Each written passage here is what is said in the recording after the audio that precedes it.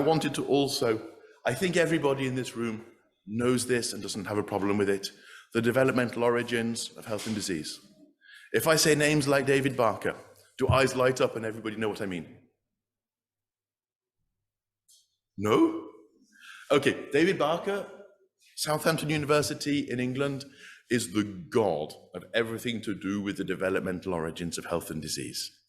Okay, and basically what the developmental origins hypothesis says is anything in the first 1,000 days, whether it's social, parental death, divorce, separation, institutionalization, whether it's physical, economic, or even infection in this early period, changes the risk for disease many, many years later.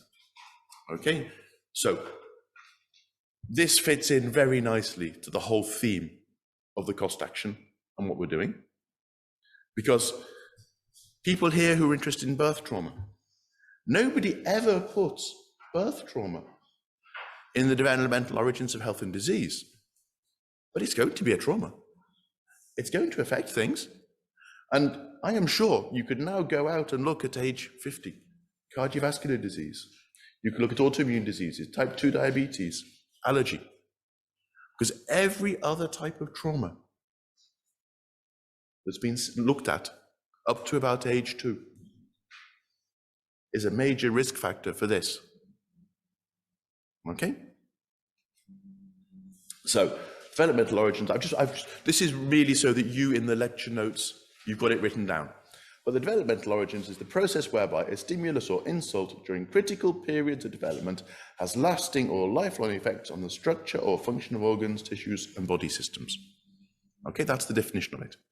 Now, we think, and the literature still hasn't produced conclusive evidence, but there are 2 periods in life of real susceptibility. Can somebody tell me what they are?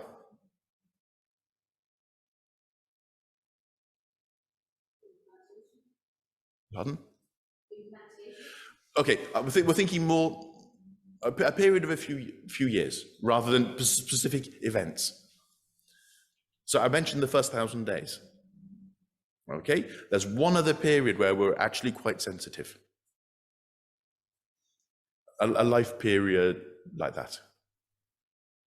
When do things like all the hormones change? Adolescence. Okay, there's a growing literature now on what's called recalibration in adolescence. And that could be a whole training school in itself. The real queen of that is a lady called Megan Gunner in Minnesota. Okay, but there's growing evidence that everything gets put in place in utero early life, and that then there's a little period in adolescence as the hormones come in where you can catch up and you can remodify. Because the epigenome becomes quite plastic again in adolescence. And if you think about the changes in the body from conception to age 2, and then sort of from age 2 to about age 10 or 12, not a lot actually changes, it's just the size. But then you think of puberty and adolescence. Okay, and it is a period of remodeling. Okay, so keep that idea in your mind as well. But I've not put any slides on it because the evidence isn't there. We're now starting with studies like ALSPAC. I don't think Cyriel's put any slides on it, but we're starting to see epigenetic recalibration in adolescence. So, the developmental origins, just to stay on it. This is a review that came out a few years ago.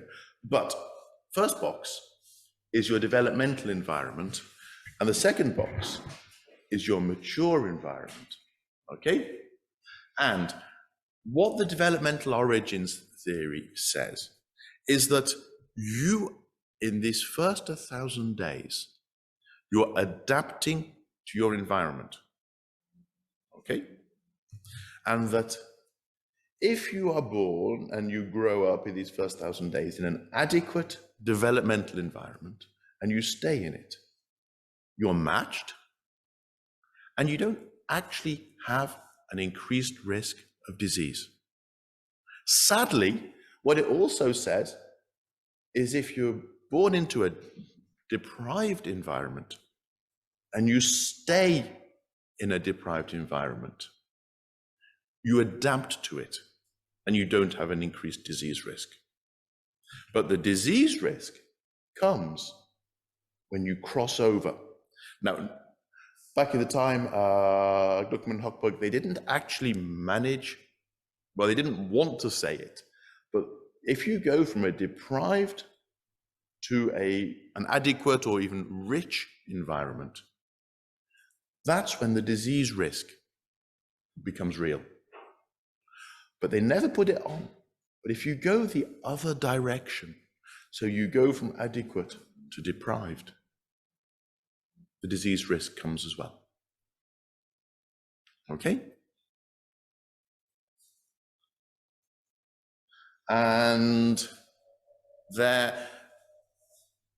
epidemiologists tend to think of this as what they call the zone of maximal fitness. So this is really what we're saying, a developmental environment against mature environment, and provided you're staying deprived, poor, adequate, rich, you're staying within this zone, okay? But it's when you get outside the disease risk and the increased risk of disease happens.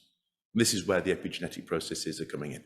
Yes? Sorry, I think that last bit that you said, when you go from adequate to deprived, the disease risk goes up again. Yes. Yeah. So it's, if we look at the previous slide, they only ever managed to publish going from deprived to rich, okay? Because David Barker was looking at fetal nutrition, birth weight, and eventually cardiovascular disease and diabetes later in life, okay? So he had the data for that, but we're sure that the inverse is true, okay? Yes? Data behind David Barker, who did a lot of this work in the 80s and 90s, and he set in place many studies that went on into the 2000s. They were human studies. And in my lab, we can repeat this in mice and rats.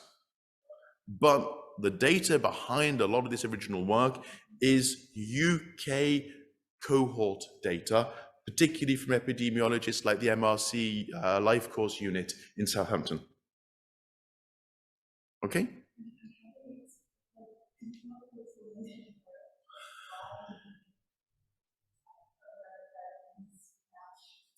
No, well, okay. As we start digging into the biology, what you will see is a lot of the biological systems, for example, the stress axis, you end up changing, if you like, the set points. So how much you respond, etc. Okay? And what you're doing is when you're being born into this developmental environment, you're born, everybody's born pretty much the same. But then these set points get put in place in this period. Okay, so you adapt, the body adapts a lot to its environment in this first 1,000 days. Actually, I've not got any slides on it. There's a classic study from Japan in the Second World War. Okay, twins. What they did in Japan is often they were separated, and the firstborn was sent up to a family home in the mountains, and the second one stayed down. Cities like Tokyo, okay?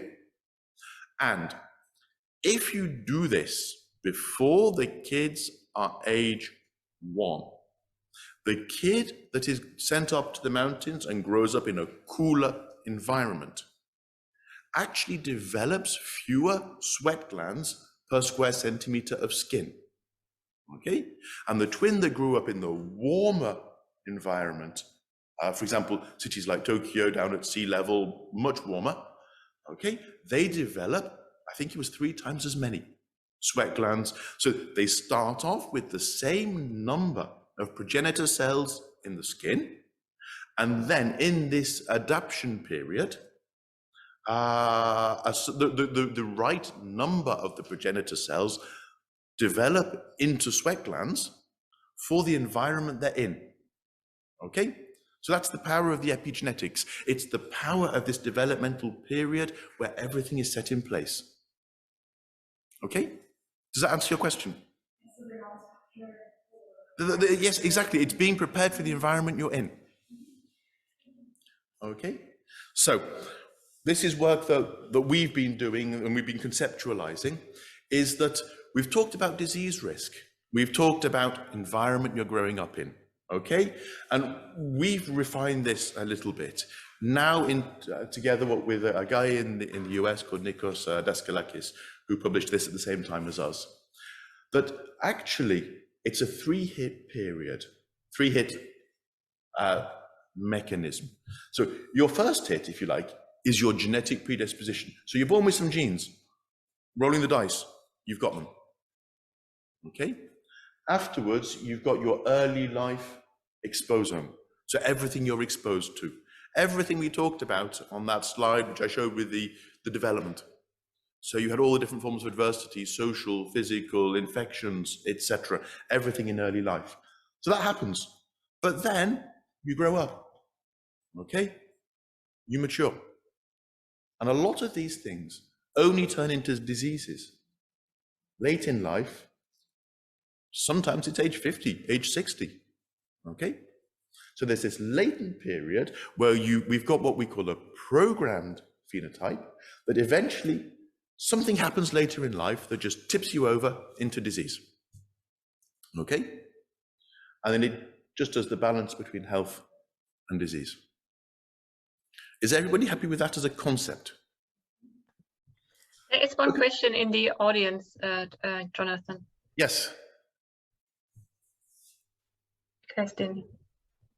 Yes, Kirsten, go. I would just like to say that I can't hear the questions from the people in the audience. Okay. So could you repeat them? I will most certainly repeat them for you, Kirsten, yes. Thank you. Thank you. Okay. We've been talking about classical. I just wanted to give you one classical example about these developmental origins. And I'm going to have to speed up, otherwise we'll never get through everything this morning. Okay, I must stop wittering. Okay, this is talking about nutrition and a small period of undernutrition. Okay, and this is rats. Okay, but if you give them undernutrition from age 3 to 6 weeks, they're permanently smaller. Okay, because this is in this developmental window. This is the rat equivalent of our human first 1,000 days. But if you do it later, 9 to 12 weeks, rats at 9 to 12 weeks, they're young adults. Okay? They come back. They overshoot slightly, but very different pattern. Okay? That's just a very simple example. Halving the food ration of rats at a certain time period, they never, ever grow up to be a full-size rat because they had a calorie restriction in that one period. Okay? So, you've got that in the notes. Okay? And for those that are online who want it, we will email you this in a PDF format. Okay. But I just wanted to really show here, this is where it all comes from, birth weight. This is a British study, because these people were born in I think they're born in about the 40s, it's birth weight in pounds, okay? But if you were a big, big fat baby at birth, at age 60, systolic blood pressure, 160. If you were a tiny baby, 167. Okay? And this has been reproduced in numerous studies. But this is birth weight against a measure at age 60. Okay? And again, this is the odds ratio adjusted for BMI for the insulin resistance syndrome. So it's an occurrence. You were a big fat baby, the occurrence of insulin resistance syndrome is only about 1%. you were a tiny baby, 18% have an insulin resistance syndrome. Okay? What determines birth weight? Or what's it a good proxy for, the birth weight? Maternal health, maternal nutrition. Maternal nutrition, insulin resistance at age 60 of the kids. Okay? That's just then everything. Mortality ratios. Standardized mortality ratios. If you're a big fat baby, much lower. Little tiny baby, much higher. Okay? This is all mortality in this particular study at age 60. They took the cohort, and they said, so they took all the people who were born, and they said, who's still alive? Can we find them? So this is the mortality. Okay, and same for glucose tolerance. Diabetes. Tiny babies, big fat babies. Okay, so you get the principle.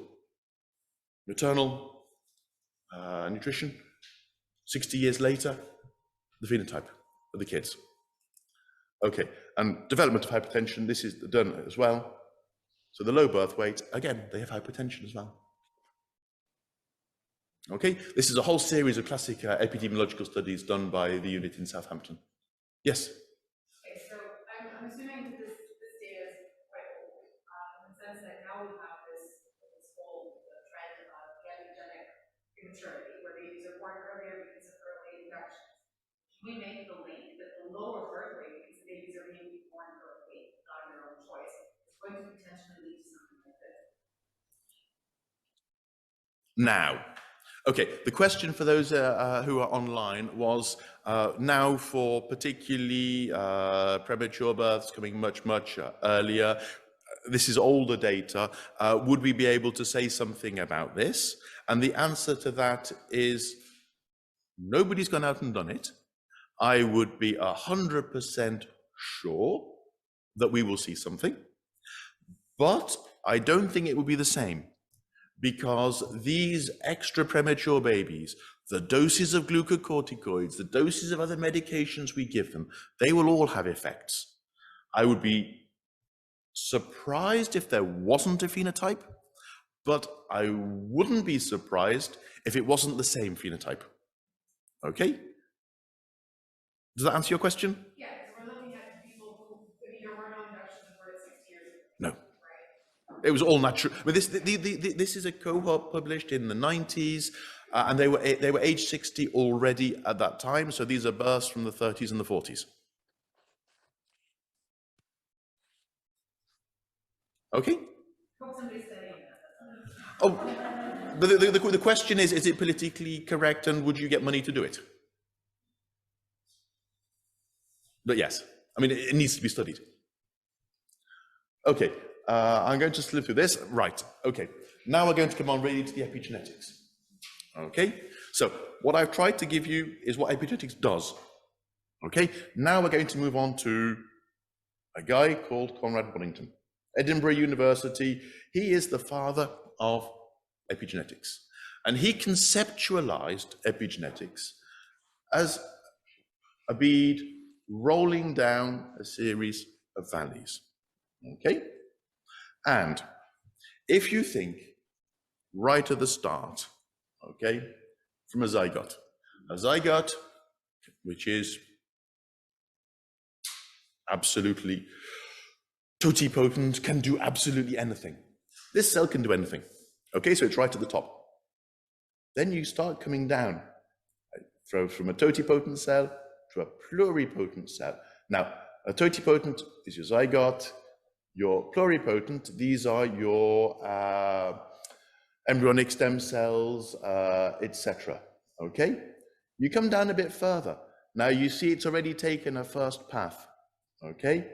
Now these become multipotent. So these are your adult stem cells. Okay? So these are partly programmed cells. Okay? At this point, this red cell, which will go on to become, for example, a B cell or a macrophage, an immune cell, can no longer produce the fibroblasts or the muscle cells. Okay, so what is happening as we're coming down here is, to begin with, the totipote, your zygote, is globally demethylated. And we're going to come on to DNA methylation in a while. Okay, and we've got active X chromosomes, we've got differentiation is repressed, etc. But then, as we start coming down, the X chromosome, one of the two copies of the X chromosome becomes inactivated. Okay, lineage-specific genes become hypermethylated. So this, once they become methylated, it means they're stopped. Okay, so at that point, the genes necessary to become a B cell or a macrophage have been stopped. So it can no longer go down to do that. Okay, and that then, so what happens is you go from no methylation down to lots of methylation. And what you're doing is you're progressively stopping genes from being used. Okay, that's the epigenetic landscape. Okay, I'm going to skip that, and I'm going to come on to an example. This is something that we epigeneticists use a lot in the lab. These are called agouti mice. Does anyone know what's going on there? Okay.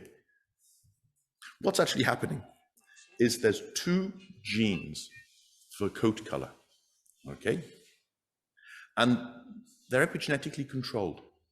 And by changing the diet, you can change the ratio of the dark mice to the light mice. Okay, that's just an example. And dogs, eye color is on the X chromosome. Okay, now if we come back here at the start, X chromosomes become inactivated, and it happens randomly. And any two cells, one next to the other, it's random which copy of the X chromosome is inactivated. And actually, what happens in dogs, and it happens very often in female dogs, is they have eyes of different colors, because the stem cells that went on to make one eye inactivated one X chromosome, but the stem cells that went on to make the other eye inactivated the other X chromosome. And that's DNA methylation that's doing that. Okay, so I gave you 3 papers by email to read. One of them was a book chapter that I wrote a few years ago. And it gave you a sort of brief overview of the basic epigenetic mechanisms. And here they are: histone modifications, DNA methylation, and RNA interference. We're not going to talk about RNA interference during these 3 days. We're going to talk a little bit about histone modifications so you know about them. And the rest of the 3 days will be very much more on DNA methylation.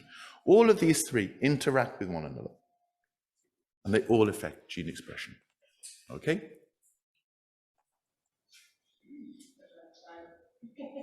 Okay, so this is sort of setting the direction now in which we're going to go for the next few slides.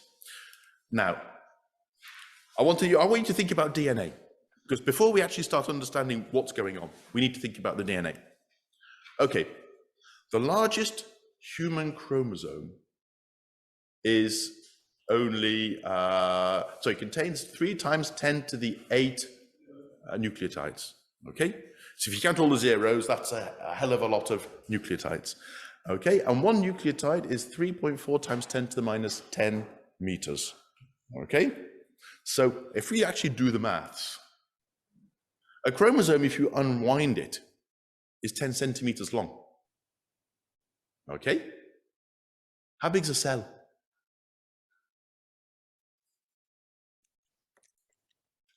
One times 10 to the minus 6 meters.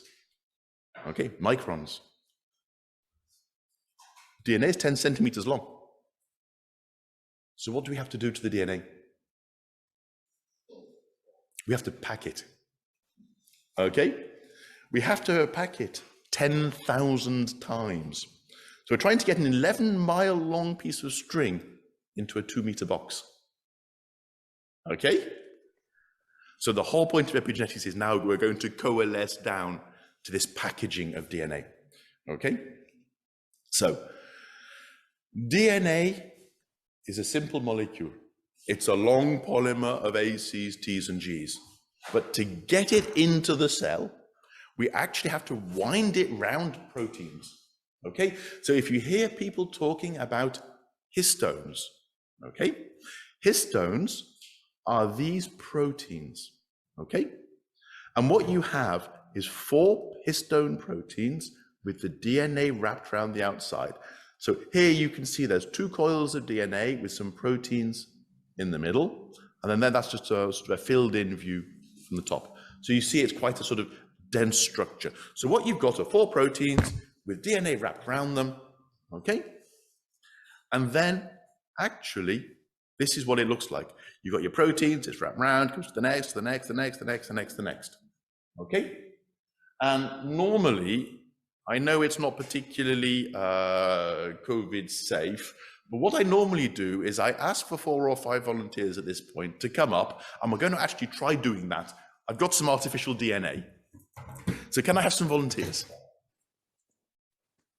Go on, just 4 people randomly come up. What I will do, I will try and... Do we have a microphone? Can we have 2 more people? 3 more people? Come on, Sylvia. Okay, what we'll do is, so that people can see, I'll turn this round. We come into the middle. Now, what I want you to do is to pretend to be histones. Okay? Just put your hands out in front of you like vertically like that. Okay? I'll put some DNA. So actually what it's doing, and we're going to look, it's going to come in at the top. It's going to go around twice. Once. Twice. Hang on, so it's going to the top. And then afterwards,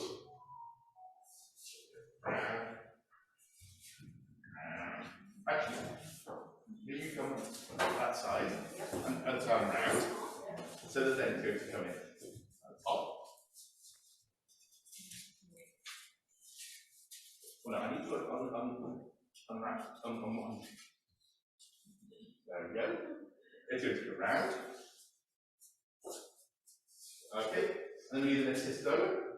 And it's going to go round. Okay, and then the next one, let's use Sylvia. Going to come round.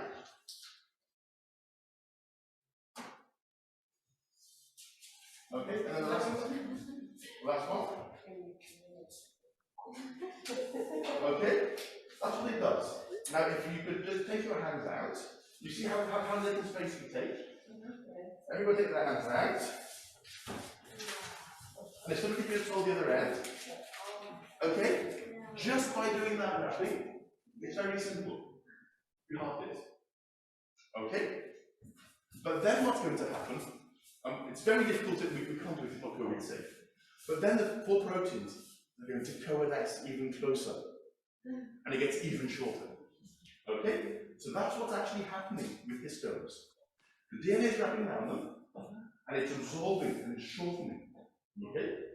So just there with the histones, nothing stacked on top of one another, we halved it.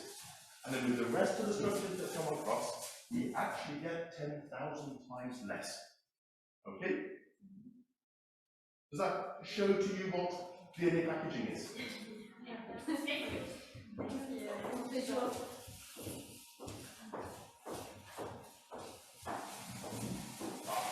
I'll organize that later.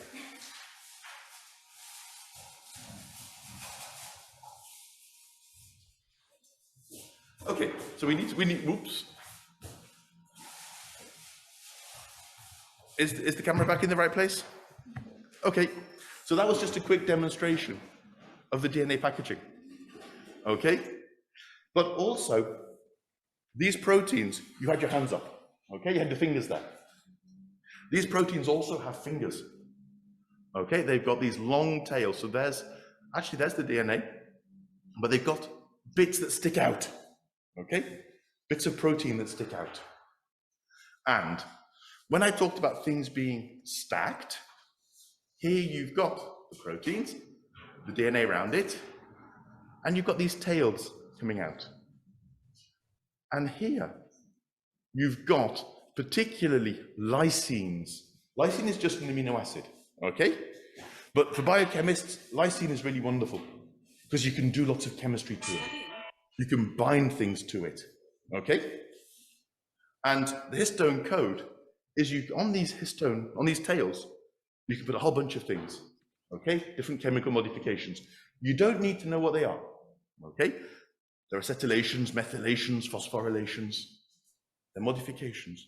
But what these do is these signal that the DNA is doing something different, okay? And they help the DNA further, and these histones stack on top of one another to condense the DNA, or they stop it happening to open up the DNA, okay? And there you see what we're saying. There you've got your histones, and eventually they stack. So this is how we managed to get a 10-centimeter piece of DNA into a 3-micron cell. Okay? And here, what I just put here is you can see these tails. I put the modifications on them. And what these do is they stop these other proteins binding. And it's these other proteins that help the DNA come together to package. Okay? Now, the key message from this is that DNA is either totally packed up with these proteins all wound up like this in what we call heterochromatin, or it's got some of these modifications here, and it's what we call euchromatin. Euchromatin is available to do stuff, okay? Heterochromatin, it's locked away. You can't get genes expressed in a region of heterochromatin. Never, ever, ever. You need to unwind the DNA, okay? Heterochromatin is the most compact. It's folded. It's locked away in a safe deposit box. Okay? Makes sense? People worried? No. That's okay. So, the thing you need to remember is that chromatin, it is a dynamic structure. There are proteins that can come in and unlock it. Okay? There are proteins that modify these histone tails. Okay? And there are different types as well. And there are different modifications. And it's all signals to the rest of the cell what this DNA is. Okay? The most basic level, it's not necessary, necessary. Okay? So, I want to put in a word here. In the literature, if you hear anything talking about chromatin regulation, it means it's specific to that cell at that time. Okay? And if it is epigenetic regulation, okay, it goes from one generation of the cell and sometimes of the organism to the next. Okay? So there's a heritability element in that. Okay? So generally what we've been talking about for the histone modifications, it's not heritable. Now, we're going to come on one step further. Because those were the proteins with their modifications that sort of bind and coalesce the DNA together. A lot of what's done in epigenetics is actually this part here. And this is the methylation of the DNA. Okay? Now, methylation is a carbon and 3 hydrogens, methyl group, that's chemically bonded to the DNA. Okay? So, this is actually on the DNA itself, and here you see what I was saying about the histones, histone tails, condensing it down to the chromosome. Put it into context. And a lot of what's done in epigenetics is on this DNA methylation. Very simply because, and it's another nice description, our euchromatin that's accessible, here's the histones with their flags on it, has low DNA methylation. Here's our heterochromatin, okay? It's all compacted, inaccessible. This usually has high DNA methylation, okay? So often we use the DNA methylation as a proxy for, is it condensed or is it not condensed? Is it accessible? Is it not accessible? Okay? So the low DNA methylation is when it's available? As a general rule, yes. When it's low, it's available. But in euchromatin, so you've got histone tails that stop the DNA condensing down into inaccessible mass, okay? And you tend to have high DNA methylation in the heterochromatin. Okay? Now, as I said, all it is, it's a chemical modification of one of the nucleotides. All you need to remember, okay? DNA, A, C, T, G. It's your 4 nucleotides, okay? And it's the Cs. The Cs, they're chemically modified. An enzyme comes in and adds some extra atoms onto it, okay? That's all you need to remember. But it only happens when it's a C followed by a G. At least in humans, it's a C followed by a G, okay? So this is our methylation. It's one of these 4 ACTGs that's modified. Okay? And actually, here's a space filling model, and you can see that it adds a bump onto the DNA. It sort of sticks out into the minor, yes, into the minor groove. Okay? A CH3, this methyl group, just takes a bit of space. So it's spaces where proteins that bind to DNA can no longer come in. Okay? But it doesn't affect how your Cs and your Gs bind. Double-stranded DNA, Cs always bind to Gs. As always bind to Ts. It's on the other side. Okay? So it doesn't affect how the DNA makes its 2 strands. Now, yes, DNA methylation, chromatin, euchromatin, heterochromatin. But what we find is in mammals, methylation is on Cs followed by Gs. And there aren't that, if you actually look at the whole genome, they're the pair of nucleotides the least common. Okay? No problem. And we have what are called CPG islands. This is suddenly a region in the genome where there's lots of these CGs. Okay? Remember when we were talking in the language at the start? We talked about genes, gene structures. These CGs happen, they're called CPG islands, and they're in the 5' end of genes, and about 60% of human genes have these CPG islands, and it's the promoter region of the genes, okay?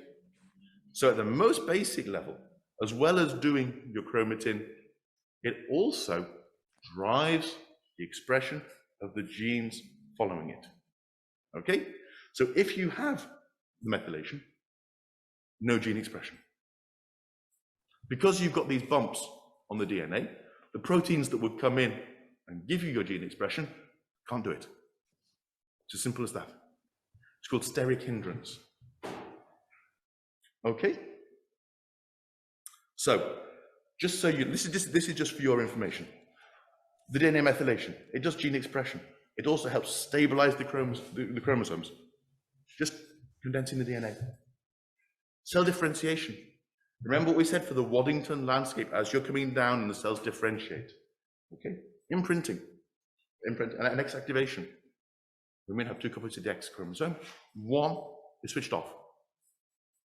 This, DNA methylation and heterochromatin. Okay?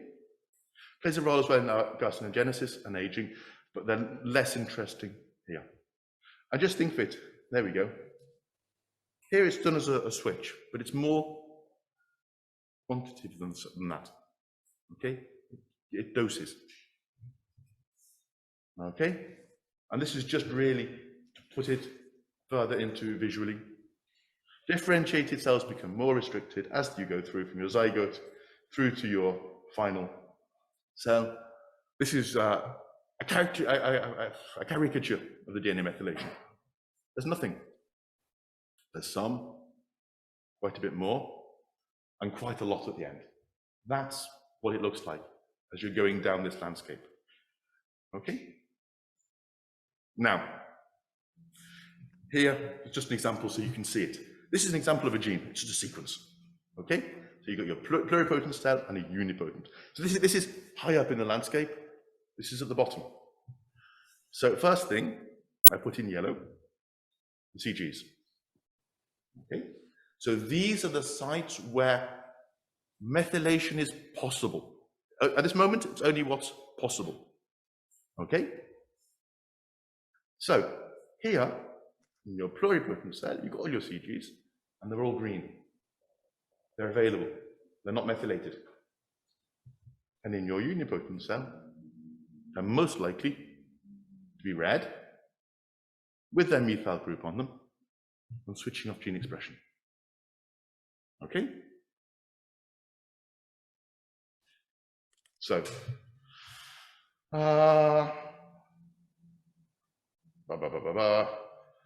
actually, I'm going to skip that because we're running a bit over time, and I'm prone to talk.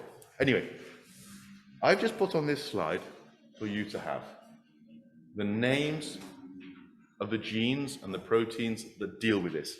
So a DNMT is a DNA methyltransferase. This is an enzyme that adds the CH3 to the DNA. Okay? So, DNMT1 was originally identified in the mouse, maintains methylation. Okay? Because you have a cell, you need to have putting it on to begin with, the de novo methylation, and you have DNMT1, which is maintenance methylation. This is just, if you like, housekeeping inside the cell. DNA, you've got 2 copies. Okay? And DNMT1, if you've got the methylation on one strand of DNA, it'll make sure you've got it on the other strand as well. Okay? So that then the DNMT3s, particularly, don't forget, DNA cells have to divide. So you end up with 2 copies of the DNA, and it's the DNMT3, sorry, I've got that the wrong way around, it's the DNMT1 as the cell divides, also makes the second strand. DNMT3 is putting the methylation in the right place as cells differentiate. And if you don't have it, so if you're missing DNMT3, postnatally lethal at 4 to 8 weeks. So as you're going through these developmental processes, if you don't have these enzymes, the being doesn't survive. Okay? Same for 3B. Okay? So these are the enzymes that do the job. Now, active demethylation it's happening. Okay? And it's a bit complicated, but really what I want you to understand is there's a family of enzymes. So DNMT13, take your cytosine and then methylate it.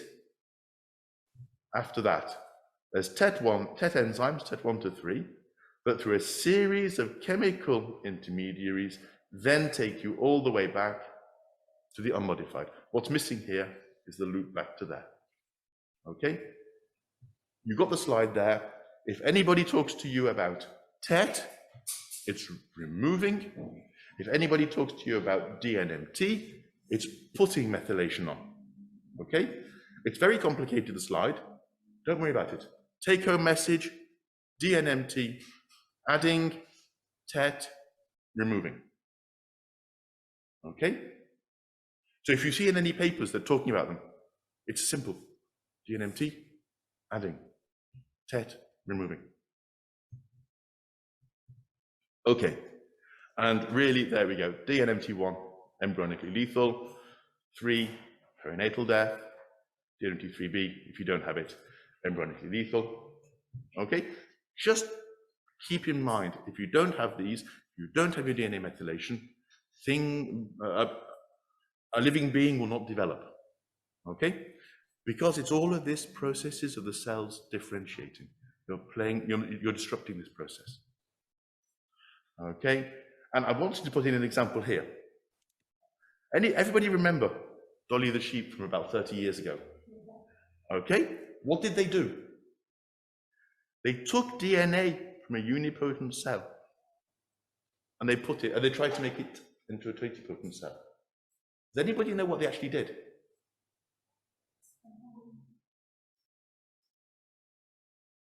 They actually incubated it with epigenetic modifiers so that they actually used histone deacetylators, which stopped the DNA condensing, and then it allowed the DNA to be demethylated.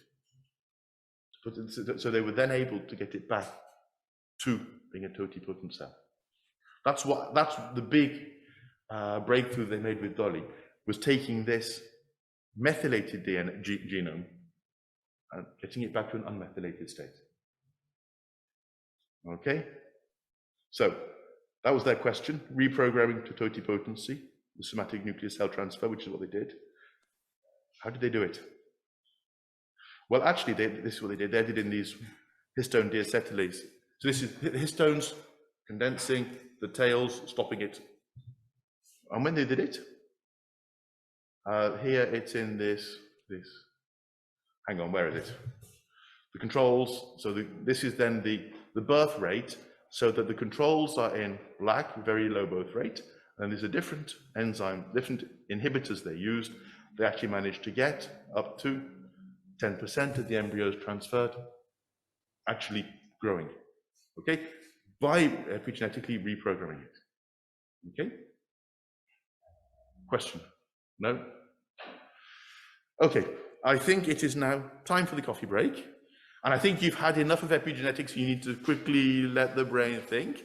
So how long did we plan for the coffee break? 15 minutes or? 15.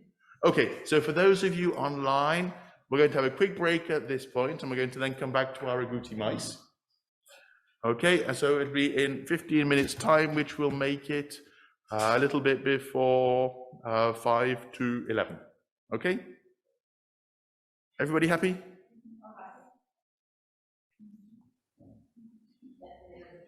Okay, we're a few minutes later starting back than we originally said. Is everybody online and ready to go? Yes, we are. Thank you. Perfect, thank you, Meshes. Okay, so DNA methylation. We're starting to actually apply it, and we're starting to see what we can do with it. Okay, so here, these are our mice. These are agouti mice. Okay, that's what they're called. They're called agouti mice. Now, can you just click on the slide so I can use the? There we go. Okay, these are a particular breed of strain of mice. They go from yellow all the way through on the right here to the pseudo agouti, much darker brown. Now, this is an epigenetic meta-allele. Here, in front of one of the genes that controls coat color, is a little insertion, and here there's a series of CPGs. Okay, remember what I said? CPGs in the genome is what gets the methyl groups on it. It's what gets DNA methylated.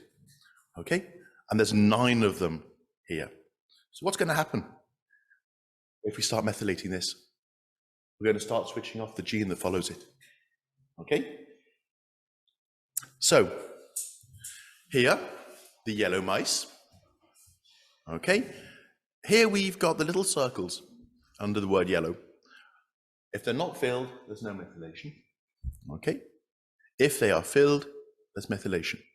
So we can see here, the yellow mice have very little DNA methylation. We can see here, the dark-colored mice, the pseudoagouti mice, have lots of methylation. Okay? So, here we've got the hair follicles, causes the melanocytes to switch from eumelanin, which is the black, to pheomelanin, which is the yellow. So what we're actually doing in these mice, by adding the methylation, is we're switching off the brown color. Okay? So that's really what is happening. So let's come on a little bit further. Can we play with it? Can we modify it? Okay? Normal, if you give the mice the normal diet, we are at somewhere around 25 or 20% brown mice, and the rest of them are the yellow mice. Okay? But if we add in vitamin B12, folic acid, choline, and betaine, for those of you who deal with normal pregnancies, pushing women to have folic acid, vitamin B12, look what's happening. we're providing what is necessary to do the methylation process, and we're actually causing that part of the gene to be, in this case, hang on, let's go back. Here, the brown has the methylation, okay? So we're giving things that provide methylation. And within a litter from the same mum, irrespective of what the color of mum is, the color of the pups that are changing. So as the pup is developing, the DNA methylation here is changing just from her diet. Okay? So that's what's going on. So here we go, again, we've got the scale, and here it's the actual numbers from this previous image, from the unsupplemented or the supplemented. Okay, and you can see these slightly mottled yellow, much higher in the unsupplemented, and then you see the heavily mottled and the pseudo-agouti, the dark colored ones, there in the supplemented. Big change in the numbers. But other pollutants and other molecules play with this. BPA, bisphenol A, midwives, babies' bottles, and you see without phthalates, without BPA, without, that's what this molecule is, it's BPA, bisphenol A. Bisphenol A is used when you make something plastic, okay? It's the release compound to get it out of the mold, okay? And a lot of plastics are made with it, but look what it's doing. It's pushing them towards the yellow rather than the brown. And actually, these agouti mice are actually now used in toxicology to look at the epigenetic effects of pollutants, etc. Because it's very simple. You make them have babies, and you get them pregnant, you expose them to whatever, and you look at the colors that comes out. Okay? You might not have disease, you might not have anything else, but you've seen that you've had an epigenetic effect. Okay? So this is very much the environment exposed to a low level of a pollutant, or environment again, maternal nutrition, just taking these supplements, changing the expression of a gene. You're switching off the brown and switching on the yellow. Okay?